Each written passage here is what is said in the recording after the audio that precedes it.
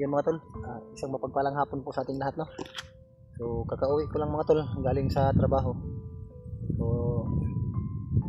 dumiretso ako dito mga tol para manghuli tayo ng mga isda mga tol, para may maiulam tayo.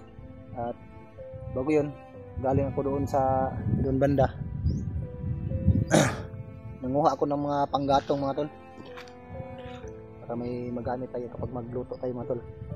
Dahil ilang araw na rin na wala ako doon sa bahay. So wala na akong magamit na panggatong para may magamit tayo sa pagluluto. So nandito ako ngayon, itong area nito, nanguha ako ng mga panggatong ng kahoy, mga kahoy para may magamit. At nadaanan ko dito yung mga tol, dami palang isda dito mga tol, kaya dali-dali akong kumuha ng pangdingwit. So may inilagay ako doon banda mga tol, doon yan o, may nilagay akong bingwit yung mga tol. So hindi pa tayo nakahuli.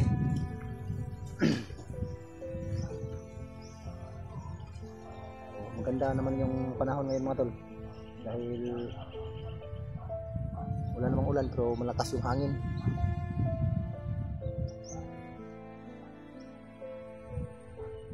So hindi ako nakapag video ng ilang araw mga tol, dahil doon sa pinag-asukan ko na trabaho ay bawal magdala ng cellphone doon. So tiis-tiis lang muna ako. So kapag nagkaroon ako ng pagkakataon ng oras ay nag-video ako. Pero yun lang nga lang ay hindi pa hindi permanente yung pag-video ko.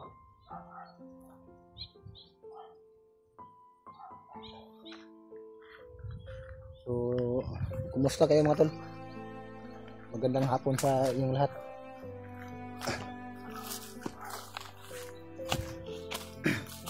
Katapos ko lang manguha ng mga panggatong mga tol, pero sa ngayon ay dagdagan ko pa yung mga tol, dahil kailangan natin mag-ipon ng mga panggatong para may gamit tayo kung sakaling uulan, may pundo na tayo mga tol.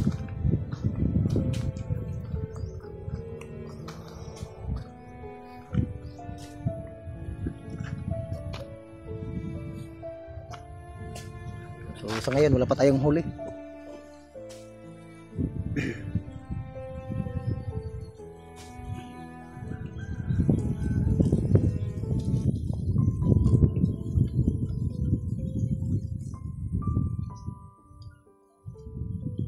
Sana makahuli ako ngayon mga tol, para may maiprito tayo mamaya kung sakaling makahuli ako. So parang gumagalaw na yung bingwit ko mga tol. Sana may mahuli tayo.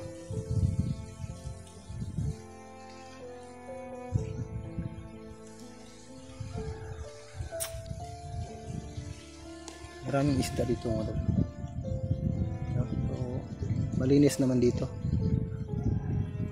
Yung kinakain ng mga tilapia dito mga tol, yung mga kangkong na yan.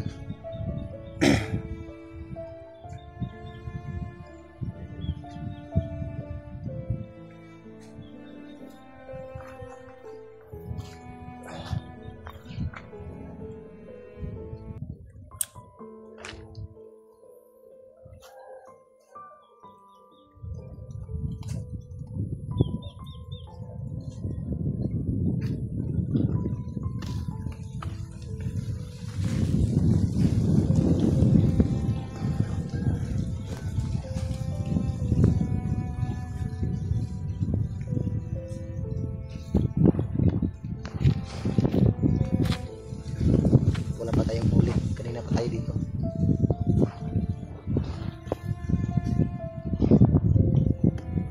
so para sa karagdagan kaalaman ng lahat mga tol, ay yung mag-ina ko ay hindi ko muna pinapauwi doon sa bahay mga tol, dahil sa mga pangyayari na nagaganap doon na halos gabi-gabi may lumulusob na nilalang na hindi natin nakikilala. So hindi lang makita sa video, dahil yun nga, walang ilaw yung paligid ng bahay ko mga tol, lalo na doon sa may bandang likuran. Pero problema nga lang, kahit flashlight wala ako mga tol. So daming nagtatanong kung bakit daw walang ilaw yung bahay ko doon sa labas. Talagang wala pala akong mga tol. Wala pang kuryente sa bahay. Kahit flashlight lang nga lang, wala talaga mga tol. May flashlight ako dati pero nasira na talaga. Kasi halos gabi-gabi ko na yun ginagamit yung flashlight na yun. Nagkataon yung pag-charge ko ay iniwan ko doon sa kapitbahay para i-charge. Kaso nasunog yung charger. Kaya wala na akong magamit ng flashlight. So darating din yung araw na makabili din tayo ng bago. So, sa ngayon ay hindi muna ako nakabalik doon sa kagubatan dahil yun nga, nag-sideline muna ako mga tol para may i-provide tayo sa ating mga anak. So ngayon, katulad ng sinasabi ko kanina, kakauwi ko lang galing sa trabaho. Hindi lang ako nakapag-video doon. Kung sakaling mailipat naman ako ng pagpasukan ng trabaho doon sa dating pinagpasukan ko doon sa may bundok, ay pwede tayo makabidyo doon. Pero itong bagong nilipatan kong trabaho mga tol ay hindi ako pwede makabidyo dahil stricto yung engineer doon mga tol.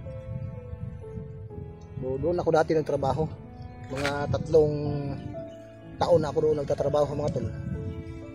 So sa kasamaang palad ay sa 3 taon hindi ako nakatanggap ng bonus doon.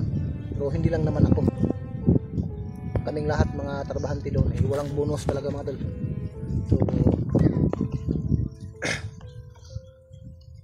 tinitiis lang namin, lalo na yung sahod na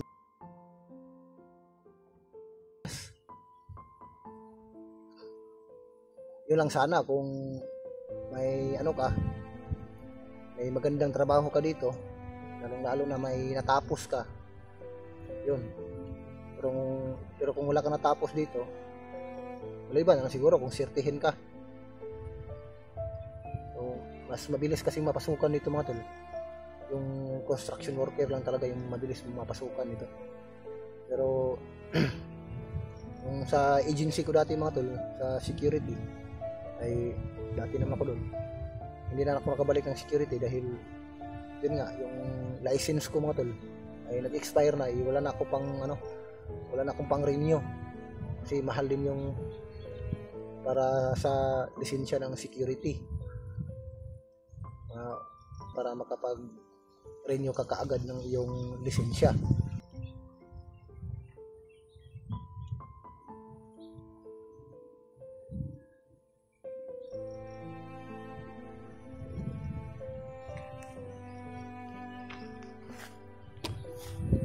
Tagal mahuli mga tol. Yan yung bingwit ko mga tol.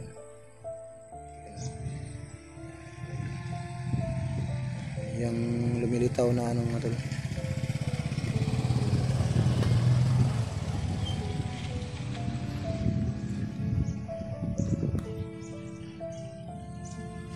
Hanggang ngayon wala pa tayong huli mga tol.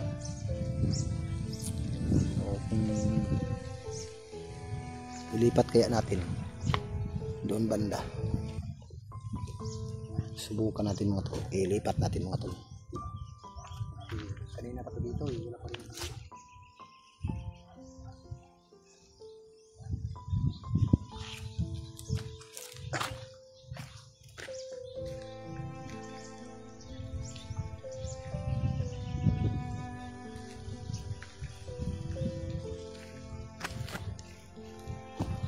Doon ko yung lagay mga tol.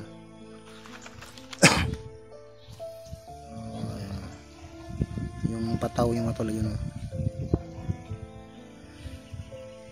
Medyo hapon na, wala pa tayong huli mga tol. Kung hindi ako makahuli ngayon ng isda ay pag-uwi natin mag-drawing lang tayo ng isda.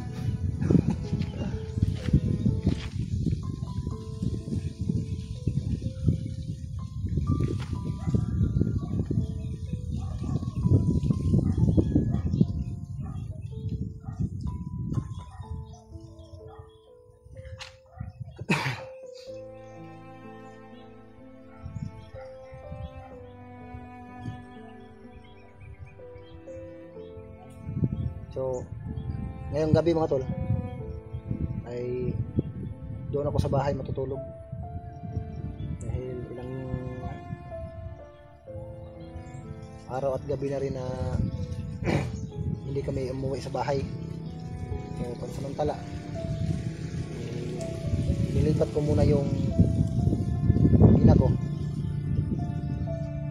doon sa mother-in-law ko.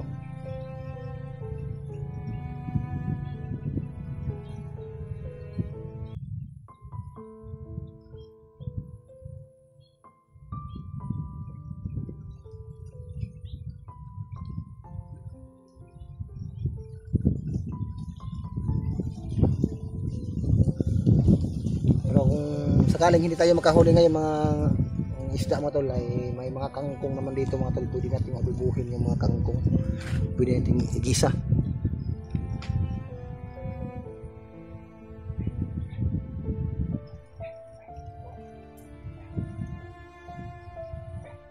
So may nagtatanong nga pala sa akin kung ano daw yung trabaho ko doon. Construction yung trabaho ko mga tol. At isa akong ano doon, skill, isa akong mason. Pero yun nga lang, mura lang yung sahod namin dito mga tol. Tapos kukunan po na ng pamasahe, kain mo pa, halos hindi na nga ako mag-snack para makatipid ako.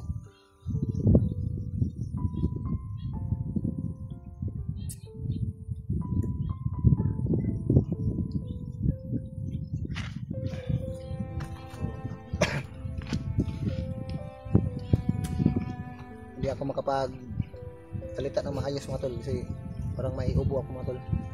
Tapos masakit yung ano ko dito, siguro sa sobrang init. Tapos minsan makainom ako ng malamig doon sa pinagtatrabuhaan namin. Dahil sa yung tirik ng araw mga tol ay hindi talaga namin maiwasan dahil wala kaming mapagsilungan doon. Pero yung araw na to, yung nilipatan ko na trabaho, pero isa lang yung ano namin, amo namin. Yung project, palipat-lipat lang kasi. Yung project ng engineer. Depende sa kanya kung saan kami niya ilagay. So, ano ko lang, kung parati niya akong ilipat-lipat, hindi niya ako i-stay sa isang lugar, ay mahihirapan talaga ako. Dahil yun nga, sa pamasahe ako, matamaan ako sa pamasahe mo. Maliban na lang kung doon ako manatili sa isang project niya, ayos lang dahil isa lang yung gastusin. Pero kung palipat-lipat ako mga tol, okay lang sana kung malapit, kaso puro malayo talaga mga tol. So, kailangan ko talagang magtrabaho pansamantala bago ako balik doon sa dahil minsan lang talaga ako makapag-upload mga tol, tapos mahina pa yung views natin.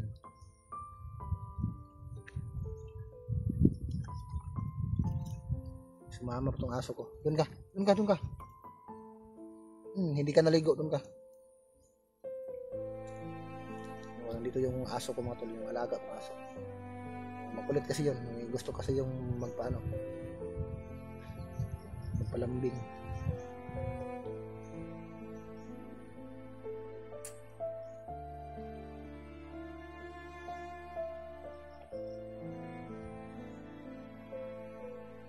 Wala talagang huli mga tol. Hindi na pa.